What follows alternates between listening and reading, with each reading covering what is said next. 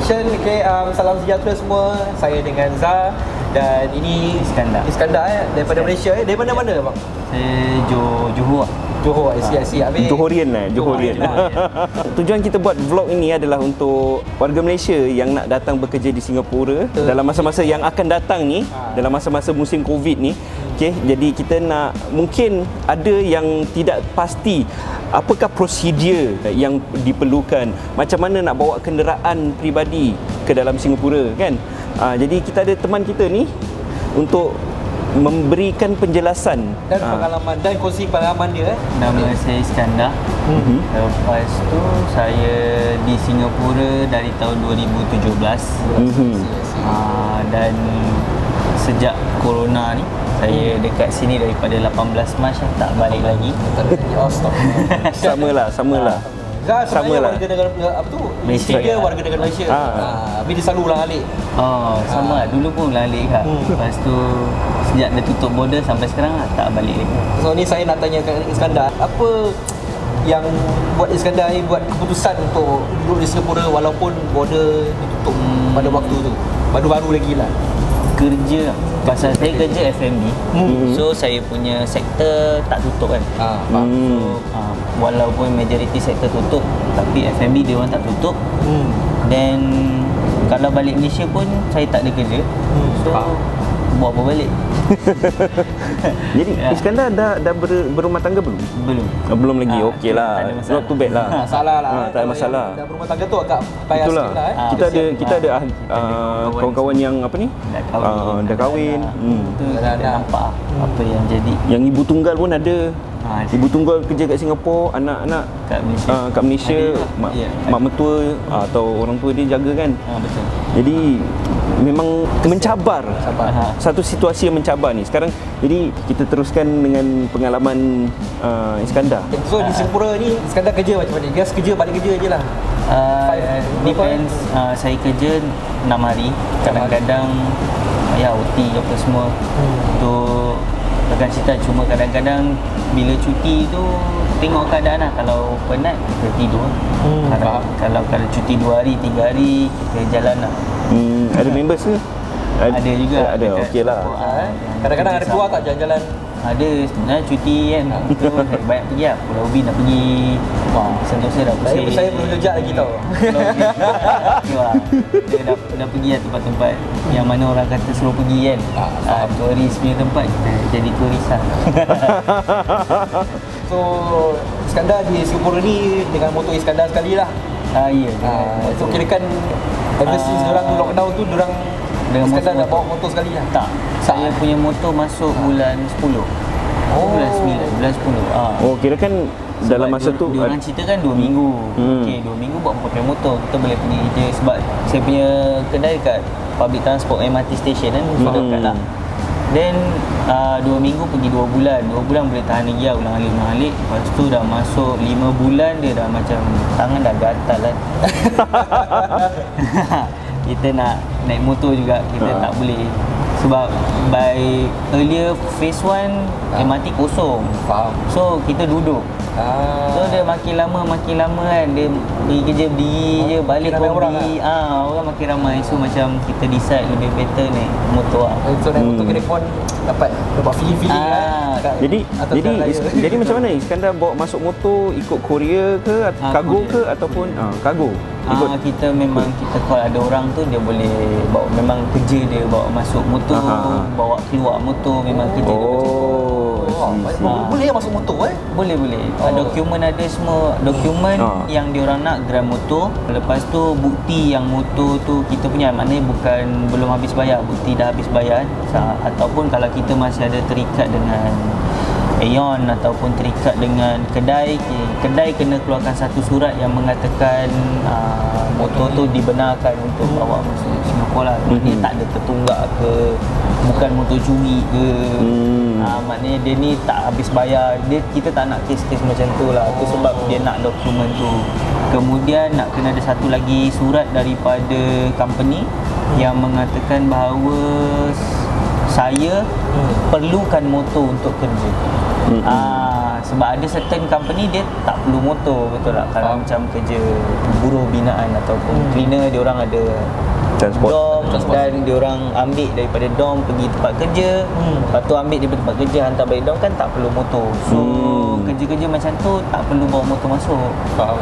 Macam kerja, sebab tu surat tu diperlukan lah. So di Johor tu siapa yang uruskan di sana bila nak proses bawa motor di Singapura ni? Saya ada kawan, kita kawan lah lama lah. Rumah saya punya kunci, apa benda semua, motor saya selama ni pun dia yang jaga. Sejak daripada 18 Mac tu kita serah kunci kat dia. Pandai dia jaga. Dan bila nak bawa masuk, dia yang uruskan lah. Sebab saya punya dokumen semua dalam satu file. So mudah lah. Jadi yalah, saya betul. kata okay, kau pergi kat file ni, kau buka kat situ ada grant, kat situ ada ni. Then scan, jadikan dia soft copy, kita terus WhatsApp orang tu lah untuk bawa masuk. Then ada orang macam members nak balik JB, kita pass kita punya auto pass dekat dia. Then motor tu masuk, dia kena ada auto pass dia. Betul. Kira kan yang uruskan tu semua ni syarikat apa ni? Atau dia macam Saya pun jumpa dekat Facebook. Dia ingat tak masa government buat pengisytiharan untuk keluarkan motor-motor yang tak pakai daripada Singapura tu, dia orang dah start buat bisnes ni. So member saya pun motor dia tersadai tak pakai. So member saya pun bawa motor dia keluar daripada Singapura. Masa tu bulan 5 ke bulan 6. Then saya dapatkan nombor telefon dia daripada member saya. Then kita berurusan dari situ. Mungkin nanti Nombor telefon Iskandar boleh bagi nombor telefon, kita boleh. masukkan dalam link kita boleh share konteks lah. konteks boleh, tak ada masalah. So nak tanya kalau nak buat urusan ni berapa? Berapa kalau ongkos semua sekali? $150. $150. Untuk keluar ataupun masuk. Sebab member saya dia bawa keluar motor dia 150. Saya bawa masuk pun motor saya 150. Itu tak termasuk kalau Saya macam fikir macam motor baru. beribu-ribu. Tak. That time ada tau nak bawa motor pergi Thailand masuk Malaysia beribu-ribu tau. Oh, Yelah, ya. itu ribu-ribu pasal berapa jauh. Kita dekat. Sorry lah. Biar aku ikut pengalaman dululah kita pergi Thailand tu. Alah. Okey, warga-warga netizen, kalau nak tengok video kita yang pergi Thailand, ada link di sini. Promote sekali. Promote sekali. Tapi lepas tu bila dah urusan-urusan semua dah buat dia tapi nak ambil motor tu kat mana? Oh, dia akan hantar ke mana kita berada. Sebab macam saya kerja pagi, malam kat rumah.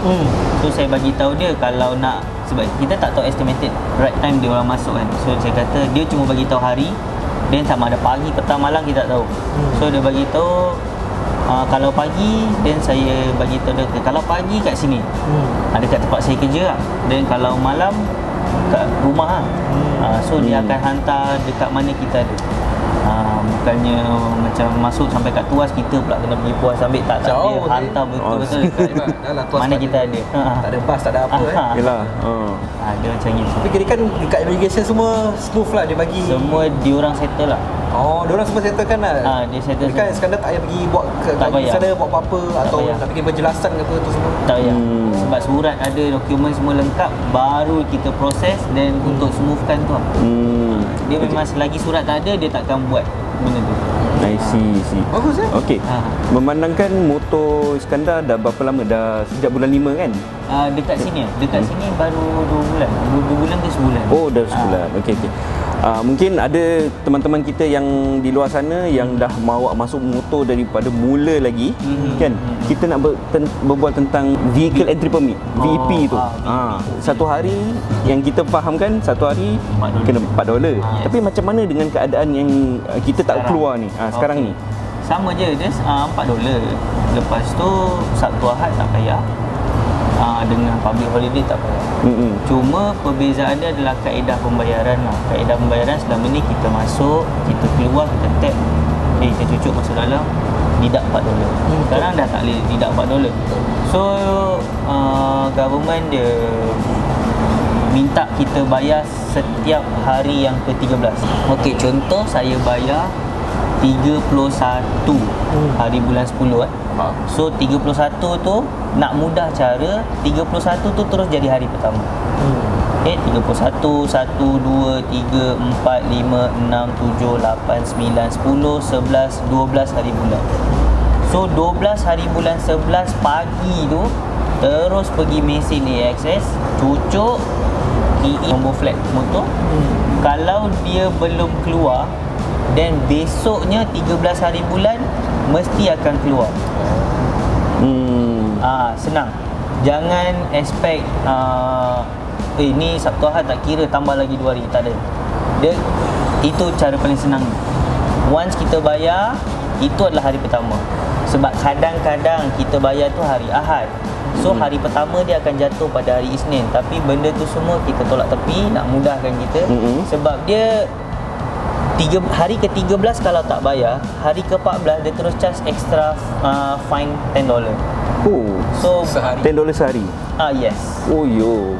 Pingsan bro. So yang buat apa nak untuk elakkan benda tu, kira 13 hari pergi je AXS, tak lama pun. AXS 5 minit. Tekan, ada, bayar. Kalau tak ada, tunggu besok, mesti ada. Itu bagi yang ada kad ATM tu. Kalau bagi warga-warga Malaysia yang tak ada kad ATM Singapore, Yang macam tak mana ada tu? kad ATM Singapore, tak ada cara lain. Memang kena pergi ke border lah. Booth lah. Booth lah, dekat Woodland ataupun Tuas. Tuas. Yang saya tanya ni, boleh pakai app dia tak? Apps tu saya tak pasti sebab saya tak pakai app. Because kita AXS pun ada app dia. Betul. Memang ada app dia. Cuma saya belum cuba lagi benda tu. Kapan nanti sebab kita tengok. AXS tu dia yang apps tu dia lebih leceh sebab dia kena ada SingPass. Betul juga. So majoriti rakyat Malaysia work permit tak ada SingPass. At least kena ada EP kan. Yalah, betul-betul. So majoriti orang yang kerja EP ni dia orang ada bank. Jadi easier to go to AXS machine lah. Ataupun terus pergi booth. Nak pergi app pun boleh. Dia je ada daftar SingPass lah, Tapi kalau kira macam dia bukannya bayar hari-hari. Tak. Dia kena hari ke-13 baru buat bayaran. Setiap Yes. hari ke-13. Okey. Dia bayar dia macam bulanan gitulah. 2 kali sebulan. 2 kali sebulan. Ya. Ingatkan kalau macam seminggu bayar tiap-tiap tak minggu boleh. boleh. Kita pergi macam saya try buat macam every Monday kita pergi access kan. Tak ada. Dia takkan keluar dekat itu berapa kena bayar. Hari ke-13 baru dia keluar amount $32 bayar. Kalau kita tunggak pun nanti dia accumulate tak terbayar. Ada tak? Kena saman ke apa tak bayar? Banyak. Banyak. Kena saman pasal parking. Saya rasa saya dah bersedekah dekat government Singapura lebih kurang $1,000 dari selama 3 tahun lah. 3 tahun. Ingatkan dalam masa bukan 3 bulan. So dalam tempoh sebulan motor saya kat sini, saya dah sedekah $280. Ni kerana apa? VP. Bukan, ERP. ERP ERP. Dia sebelum ni tak ada ERP. Then tiba-tiba 12, saya bilang 10 tak, dia orang start announce yang CTE ada ERP. So saya daripada rumah nak pergi tempat kerja tu memang lalu ERP tu hari-hari. Tak ada. Tak ada laluan lain lah Ada laluan lain tapi memang tak ada ERP, so kita lalu je lah situ kan. Betul tak? Then satu hari tu saya macam terperasan bercahaya macam tu selepas 4 hari. Alamak. Maknanya dia dah buka 12 Oktober, 13 Oktober dia buka. So saya dah langgar benda tu 3 kali. So hari keempat tu saya perasan macam bercahaya. So saya macam lalu pergi AXS machine, tengok saman dah masuk 3 lah. Dia kan saman hari ni kena, besok dah reflect dalam machine kan untuk bayar. So saya tengok machine memang cantik tarikh dia 12, 13, 14 macam gitu. Lebih kurang saya tak ingat sangat tarikh dia. So kena 280 dan kopian lah bayar. Yalah, terpaksa lah kan. Nak macam ada member kata pergi office lah apa. Saya cakap pergi appeal. Boleh nak pergi tapi time is money Kita cuti 1 minggu 1 kali. So untuk kita buang hari kita dekat office tu dah Betul. baik tidur. Lebih rela tidur daripada pergi office. Daripada pergi office. Iskandar boleh terangkan kepada warga Malaysia yang lain yang pasal video ni akan tersebar juga di Malaysia juga, bukan di Singapura je. Di Malaysia juga. Jadi mungkin ada yang kawan-kawan kita kat Malaysia yang nak bekerja di Singapura, kan, yang dapat tawaran kerja kat Singapura, nak bawa motor masuk motor sekian sekali, kan. Okey, apakah kaedah nak dapatkan mesin Ayu unit tu? Ayu ni dia senang je. Pergi dekat Google. Pergi dekat Google, search je. Dekat mana nak pasang Ayu. Sebab dia memang ada banyak, ada lebih kurang 4 ke 5 tempat yang buat untuk pasang Ayu. Tak payah buat appointment. Walaupun masa macam ni pun tak payah buat appointment, just pergi je. Cuma pergi weekday lah. Sebab weekend tak ramai orang. Tu je, kita just elak waktu tak ramai orang. Lepas tu pergi waktu macam nak hujan, confirm tak ada orang pergi. Standby baju hujan, kita pergi waktu nak hujan. So memang kita lah orang pertama dan orang terakhir situ. Kan? Sebab proses untuk pasang Ayu tu lebih kurang 15 hingga 20 minit lah. Then standby cash lebih kurang $170. Standby cash lah. Then kalau tak nak bawa cash banyak-banyak, licin sikit macam saya tak bawa cash. So dia punya mesin nak bayar tu dah jauh lah. Jauh. So better bawa cash lah. Senang. So lain tak ada apa lah. Just bawa grand motor, pasang Ayu, bawa grand motor. Nanti dia akan photo stick kat sana. Lain tak ada apa. Dengan road tag. Itu je. Ya, yang penting buktikan road tag hidup. Itu saja. Lah pasal masa kita kat Malaysia, kat Thailand kan, orang selalu tengok apa mesin ni, apa mesin benda ni. Untuk warga Malaysia yang lain kan, yang mesin tu sama macam Smartech punya mesin tu. Sama juga konsep dia. So Iskandar, macam mana dia punya situasi parking untuk dekat dalam Singapura? Dalam mungkin Singapura parking ada 3 jenis lah. Pertama HDB, yang kedua private property, yang ketiga tepi jalan. Tepi jalan ni senang je, download apps parking tu. Nanti daripada situ kena linkkan dengan account bank. Then kita just bayar berapa kita parking lah. Nanti dia ada cara-cara dia lah. Untuk tengok nombor lah, location lah. Tu untuk yang tepi jalan lah. Ataupun beli kupon. Tapi kupon ni pastikan selamat lah, tak basah, tak terbang. Sebab LTA datang, dia tak tanya mana pergi tiket. Dia tengok tak ada, dia sama dia. Taruh macam kita. So parking punya apps tu better, a lot better lah daripada kupon. Then private property depends lah. Kalau mall ke, ataupun kadang-kadang kita masuk banglo punya rumah ke, ataupun masuk kondo, then depends pada law diorang masing-masing lah. Mall ada yang $1.50, Vivo City $4. Saya parking Vivo City hari ni $4, parking weekend $6. Lantak dia lah, payah. Itu depends lah. Lepas tu HDB ada 2 lah. First yang kita masuk hari-hari, dia maksimum pergi 65 sen lah. Untuk depends juga, ada yang 7 to 7, ada yang 10 sampai 10. 10 pagi 10 malam 65 sen, ada yang 7 pagi 7 malam 65 sen. Dan contohlah kita parking pukul 5 sampai pukul 9 malam kan. So nak buat macam mana? Bayarlah $1.50. Betul tak? So itu law masing-masing lah. Kita just ikut je, baca lah. Sebelum masuk parking tu baca dulu lah. Then sebelum keluar pastikan top up dulu. Top up cash card ke autopass ke apa benda yang kita cocok kat Ayu tu, top up.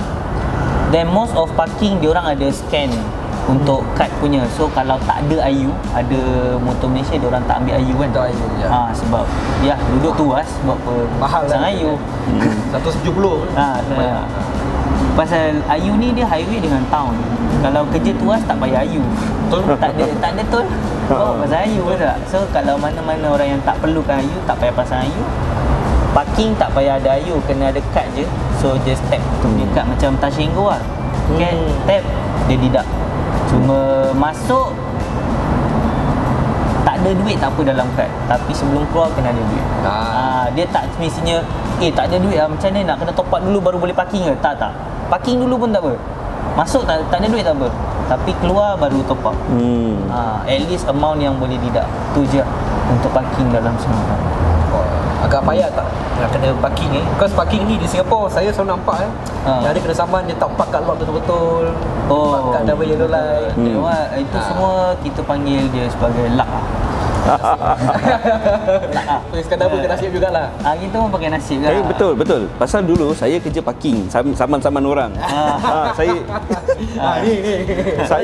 saya dulu kerja parking saman-saman orang. Jadi kadang-kadang saya tengok motor Malaysia dia satu lot dia share dua motor kan. Saya tutup mata sebelah mata je. Tak sampai hati. Kadang kita tahu korang kerja keras. Habis kena bayar saman $50 kan. Tak ambil modal. RM150 babe. Babe kalau yang macam parking double yellow line tu tengok jugalah. Kadang saya tutup mata juga. Kadang-kadang macam Grab driver dia tak boleh argue lah sebab ni human kan, diorang yang bayar saman. So diorang yang bagi saman, manusia bukannya robot. So kita tanyalah abang-abang yang bawa motor kan, parking tepi macam mana, semua orang cakap lah. Yalah betul lah. Tapi kalau kena saman tu appeal je lah, senang. Kalau boleh appeal. Pasal kadang bila kita tengok macam saya pernah datang masuk satu kapak. Semua lot motor penuh. Yes, jadi nak buat macam mana? Kita terpaksa lah parking tepi-tepi kan. Jadi ikut pada budi bicara pegawai yang bertugas tu. Tak boleh buat apa lah. Contoh masa kalau kita pergi elite mall, kita pergi tempat yang tourist area kan. Contoh parking lot untuk pergi Sentosa, parking lot untuk pergi pulau, parking lot untuk pergi Bugis. Bugis pergi hari Ahad, memang tak jumpa lah parking lot. Cari pasal lah. Betul. So nak buat macam mana, kita just parking lah. Ikutlah. Macam untuk Iskandar duduk private property. So parking saya rasa tak masalah. Tapi yang duduk kat flat ni, yang macam HDB semua kan. Especially nampak kat macam mana Woodlands. Estate Woodlands tu selalu memang penuh lah. Penuh sampai diorang terpaksa bikin parking lot motor, lot kereta dia bikin jadi lot motor kat atas. Jadi mungkin ada yang tak pasti tentang parking punya parking scheme pasal ada scheme yang ada night parking, hourly parking, season parking. Jadi untuk mengelakkan di saman, pastikan yang bila kita masuk parking tu dia ada satu macam papan tanda besar tau. Betul. Papan tanda besar tu dia akan menunjukkan bila season parking, hourly parking macam mana. So elakkan yang merah tu, yang ada season merah kan, dia ada satu label merah. Itu season parking, maknanya daripada malam 7.30 malam sampai esok pagi 7.30 pagi, dan tak juga boleh tak boleh parking.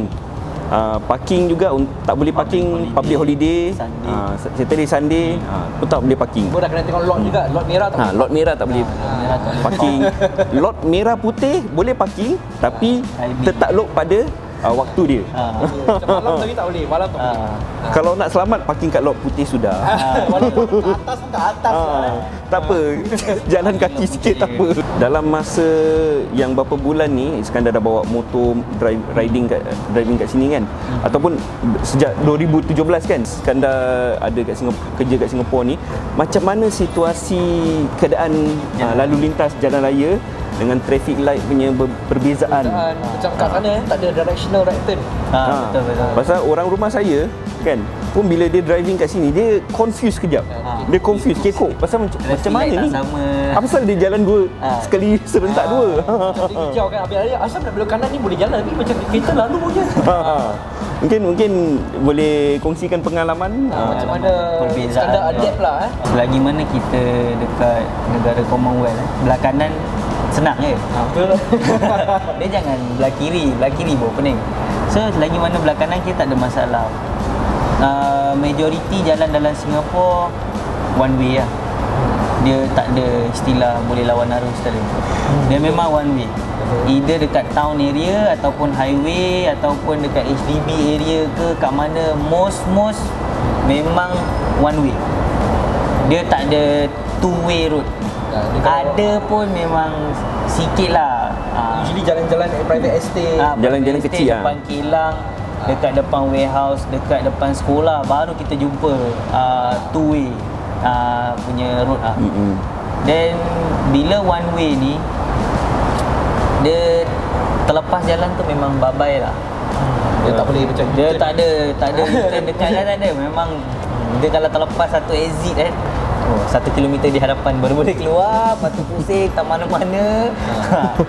Lepas tu dalam Singapura gunalah Google Map, guna Waze, guna apa saja, sebab map tahu lebih daripada kita lah. Macam mana kita power pun jalan dalam Singapura kan, map tetap lagi power daripada kita. Even saya 2 tahun bertahun-tahun kat sini dah riding 7 tahun pun tetap pakai. Ya, tetap pakai. Memang kena Saya pakai. lain lah, dia mulai. Tak apa dah. Lepas tu traffic light dekat dalam Singapura dia ada 2 jenis lah. Satu yang memang kita biasa jumpa kat Malaysia lah, sama je. Satu lagi yang ada directional turn right tu kan.